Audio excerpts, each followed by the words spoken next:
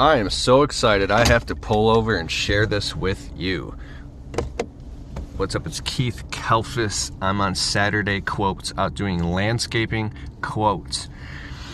And this very powerful thing happens after you've been in business for several years and you've been through so many situations and scenarios where you've shot yourself in the foot, you've stuck your foot in your mouth, you've underquoted things, you've had anxiety trying to finish a job, and then you finish it and you don't make any money, and you have these repeated moments where you're just like, what the hell was I thinking? Why did I get myself into this? There's something, it's called going along to get along. I just left a quote right here with another client, and I'm going to talk about this in a second. I got about 12 quotes today.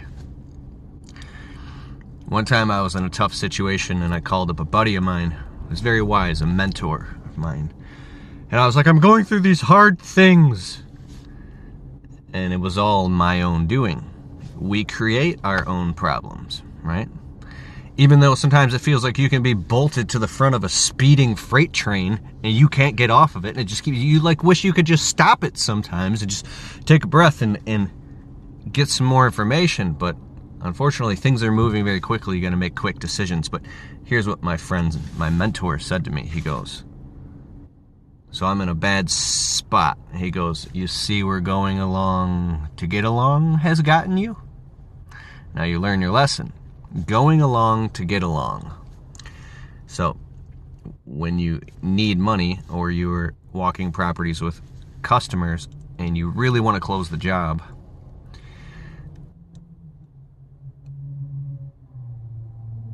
at the end of the day, if you are always lowering your price or agreeing, there's something called tacit agreement, and that's an implied agreement. When you're talking to customers, and I know that you know this, you're very aware that every single thing that you transact in your communication might as well be written in stone with an underline under it. Everything that you say, it's like your words can and will be used against you. You say something,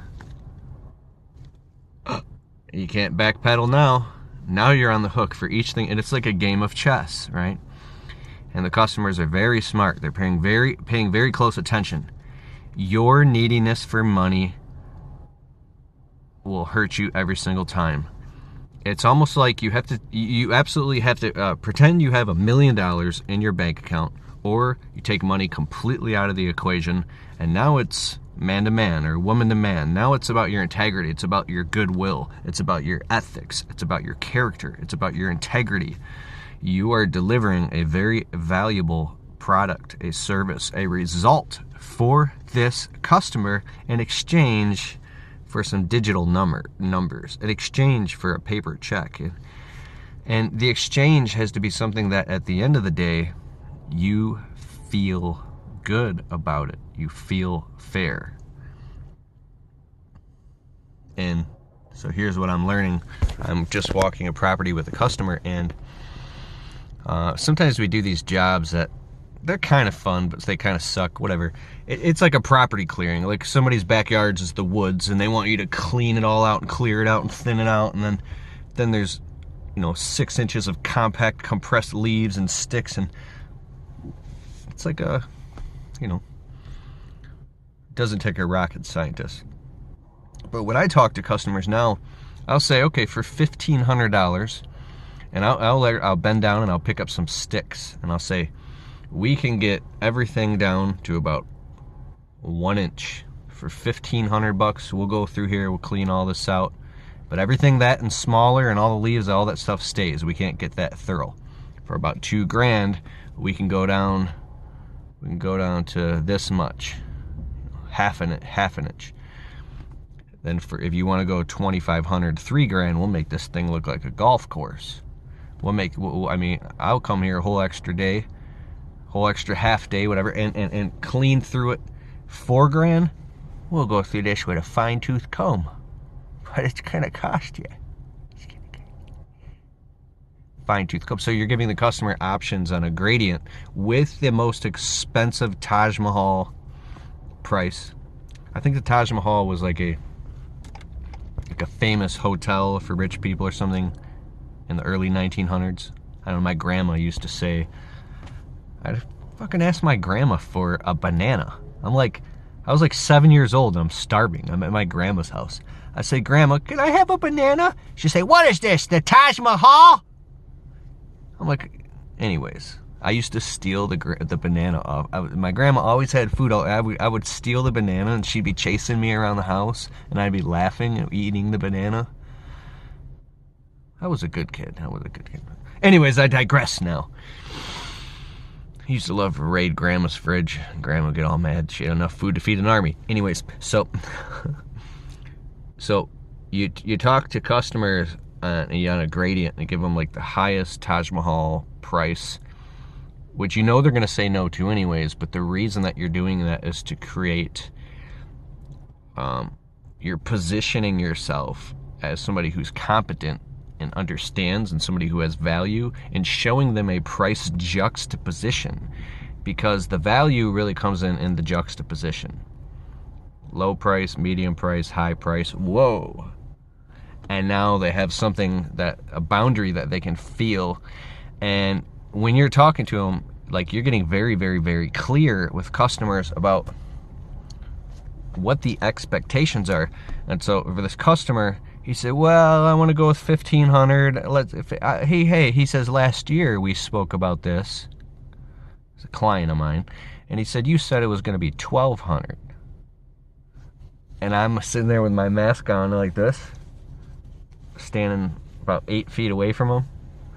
And I say, I try to keep a 25-foot rule, but sometimes we get about 8 feet apart. And that's just still kind of far, but when we're talking money, I'm not going to be yelling across a guy's yard. But I say, he says, I thought it was going to be 1,200 last year, you said. I go, last year I almost had a heart attack. Twice. Price has gone up. He goes, well. I said, listen, you're talking to the master. All right, so that's what customers do, stuff like that, because they want the most amount of value for the least amount of money. And I get it, right? But then you think about all the jobs you've done where you say, oh, I'll do it for 1,200 or I'll do it for 800. And then you're on the job and you don't get it done in one day. You got to come back the next day. And now you're having an anxiety attack because you just pushed that to the next day's job back. Or now you're working till dark and you're like, why did I agree to do this? Why am I giving this customer who lives in this huge house all of this value in my hard work, in my back, in my labor, and I get less out of it? So that's the deal you want. You want to get more out of this so I can get less. You don't want it to be, I'm speaking generally now. I'm not talking about a customer. But I think this thing should trigger inside of you that it's like this equity thing. It's a thing that like, no, I would rather walk down the street. I'd rather walk, because and you don't, it's a certain thing that happens over time. I wish I would have felt this way when I first started, and that's why I make these videos, because I'm kind of scratching my own itch. It's this thing inside of you. It's not aggressive. It's alpha. It's like it's one of those things. If you ask me twice for the lower price, like, you can feel the boundary when somebody's dead serious. And if you ask them twice, now you're treading in hot water. You ask them in three times, and now it's an insult, and we got a problem.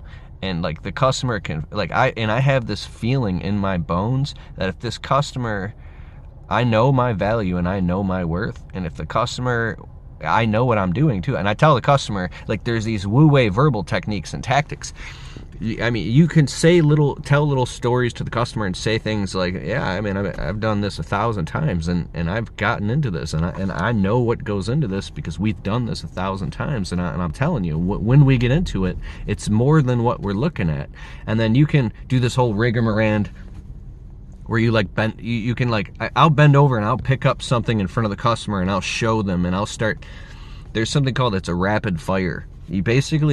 you start going into detail like I'm doing right now, and you start talking too much about something, like I don't know, I like this blanket in my truck. I always have this. You've probably seen this before. Customer doesn't care about all the details, but they don't really know how much goes into making this. And you say, well, Mr. Smith, look at these individual orange lines and then the black lines, but you see how that line gets a little bit smaller right there, and then it thickens, and then this one's full size, and you see the discrepancy, because that which is similar is not the same, because if it were the same, it would not be similar, right? And then you see how it comes that way. But if you look closer, no, come over here and look, you can see the interwoven fibers. And by this time, the customer's like, okay, I get it. Well, that's why my price is what my price is, because I'm not going to be out here humping mulch or logs or bricks or anything unless I'm getting paid. And when the customer can feel that you're willing to walk, I'm just beating a dead horse, man. Here's the biggest excuse that I had back in the day. I believe that I didn't have any place to feel that way because I felt like I didn't have a choice. Because when you live in a scarcity paradigm and you feel like there is no work out there, there's no customers that are willing to pay, you have to take whatever you can get, you have to struggle to survive. When you feel that way, that is true for you, and that's true for your reality. Even if there is abundance around you, you're going to negate and limit all that abundance down to this little scarcity paradigm, where because you've created that self-limiting belief for yourself. All right, now just kind of like raising the bar on that, or raising the ceiling, or raising your own standards, or at least getting rid of some of the self-limiting beliefs will at least increase the chances that you'll make more money off these jobs. And how do I know this? Because I've been all the way across the board. I've been through it. And I know, and I have firsthand proof, I have data, and I have reflections. I was of me charging literally double to do the same exact work in the same damn neighborhoods I was working in 5 years ago. I'm charging double. I had to go through a bunch of receipts and a bunch of files and paperwork, and I have like about $1 million in cash checks, right, that I file away all organized. And I started looking through all these checks that had been cashed.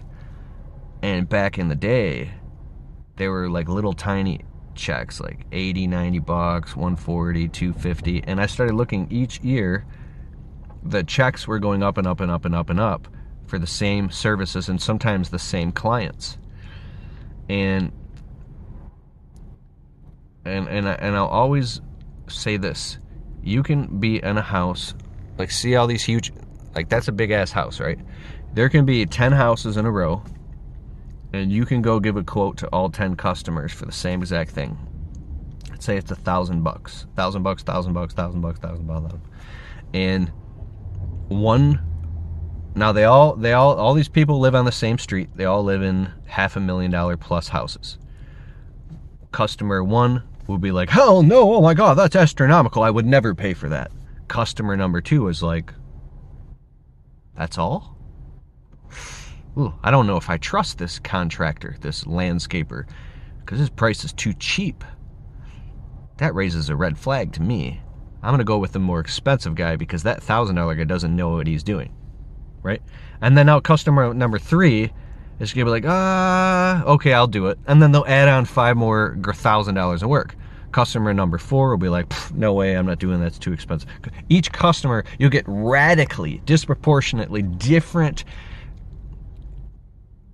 real world results and data, because you're dealing with 10 completely different people who have all different values and beliefs and different careers and bank accounts and different levels of disposable income, right? And I'm starting to look at it like, you ever like see the gold shows, like you're sifting for gold, so you take the pan with the filter thing and you throw a bunch of dirt in there and you're sifting and shaking and all that's left is a couple little golden nuggets, right? Well, this is on a gradient. If you don't have that much to sift and shake through, then you do have to take whatever you can get, right? But the goal is to be very mindful and conscious and look at your numbers and look at your jobs and look at how far you're booked out and always be pushing the envelope in the line. So you're always leaning into the risky of raising your prices right at that point to where the customers are like, ugh. And I say if you got a 50% close rate or more, if it's over 60, 70, 80%, either you are a damn good salesman or you need to raise your prices. If you're not closing any jobs, 50%, or down, let's say your closing rate's only 30%, either you got some really high ass prices or you suck at communicating with customers and you need more practice. So there's this subtle, this is deep shit. There's gross, subtle, and causal states of consciousness. Gross is in the body, subtle is in the consciousness, you can feel it, and causal is spiritual. When you're standing face to face and walking around a property with a client, you can get to the point where every little tiny, the way they stand, are they facing you, are they standing to the side? Even as I talk about it, I'm negating it because the finger pointing at the moon is not the moon. It's the finger pointing. So I'm describing something that is of an etheric nature that I'm articulating through my mouth that you're thinking about with your brain. So just be aware of that. But back to what I was saying, if the customer's standing and they're a little bit off to the side, there's a reason why. If they're standing facing you. If you look and they have a little twitch in their foot. If you're looking at the customer and they keep looking around. Every little thing that they do when they're talking.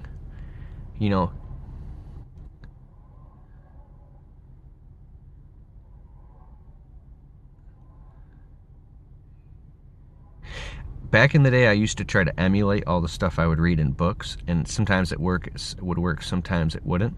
But there's this whole other level, or it's another line of intelligence that you can develop in your consciousness that can. It's like a computer. It reads people's. It's like telepathic. You can literally pick up on all these subtle cues, and you're not even consciously aware that you're doing it. But it's almost like a frequency, like a bandwidth. Imagine how like a piano has 88 keys, the white keys and black keys, major keys. White keys and black keys, right? And I don't know how many like chords a grand piano have, but let's just say it has, God, like 250 strings, right? Probably more.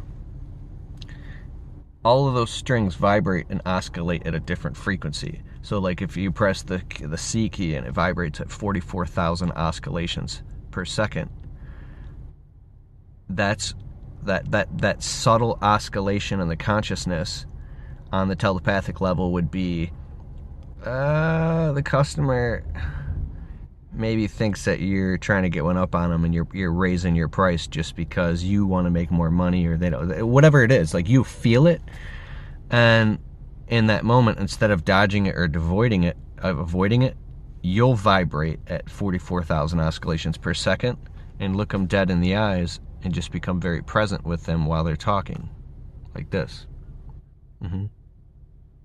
Yes. They'll feel your integrity, and then they'll realize that you're not lying to them. Whether they can articulate it or not, you're influencing them. Not in a manipulative way. And now all of a sudden, the customer wants to think about it.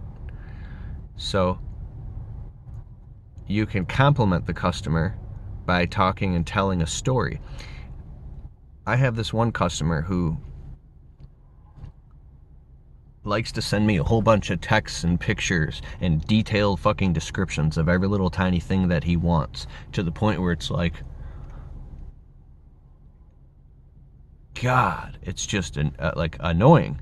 So when I'm with the customer, I'll be like, I really like how detail-oriented. You're an engineer, aren't you? You go, how did you know I'm an engineer? I'm like, this because you send me so many fucking pictures and all these things.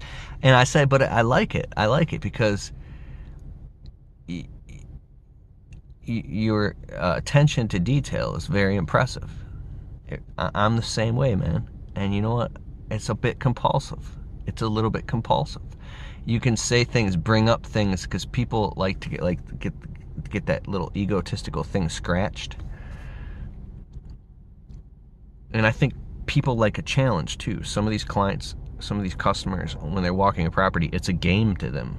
If they got $250,000 in their checking account, some of this stuff is nothing but a game to them. So if you give them a little bit of challenge and kickback, they appreciate the hustle.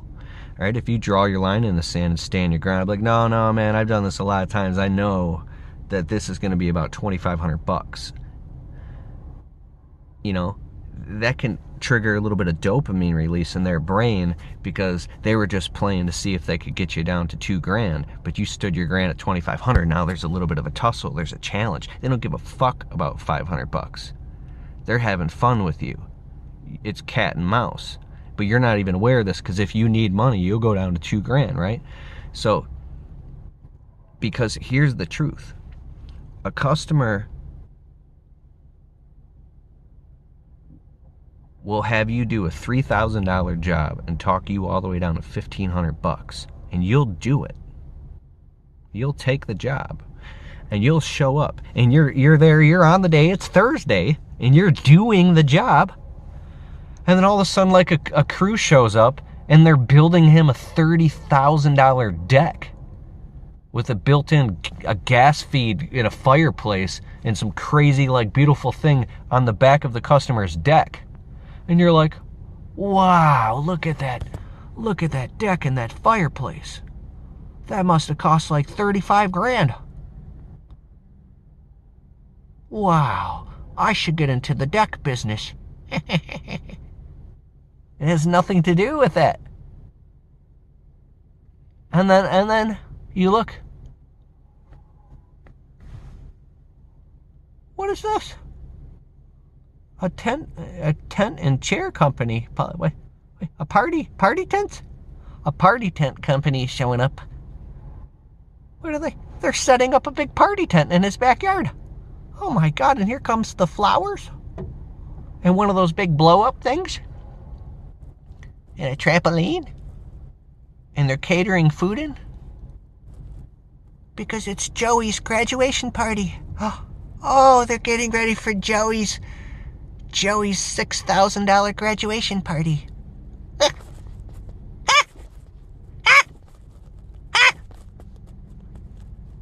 And you're out there like a fucking chump for $1,500 doing a $3,000 job saying, I gotta get this job, I gotta save this customer money.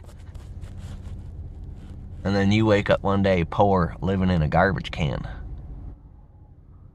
Like Sesame Street. You got a beard and shit, but it's not a nice beard. It's not. It's like, it's a really ugly beard. Your teeth are all. And you're fucked, dude. And nobody cares. Nobody will care. Except for you, or you might not even care anymore. And you'll say, it's all their fault. They took advantage of me. Oh, it'll be your fault. And you see we're going along to get along has gotten you. I gotta go to the next quote.